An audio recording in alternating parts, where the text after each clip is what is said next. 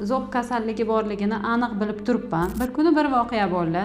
Men aptekaga doriga kiryapman. Bir otaxon turibdilar aptekada dorilar ro'yxati bilan.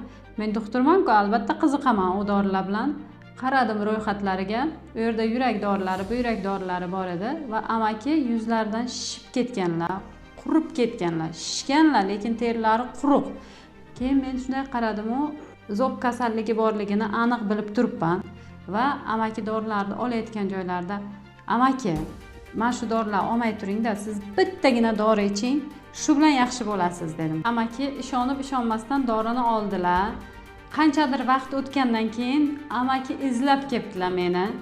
Minnatdorchilik bildirib, rahmat, seni shu birgina doring meni ham pulimni ekonom qildi, ham sog'ligim joyiga keldi deb minnatdorchilik bildirib, rahmat aytib, duolar qilib ketdilar. Agarda sizda ham shunday kasallik bor yo'qligini bilmoqchi bo'lsangiz, konsultatsiyamizga yozilishingiz mumkin.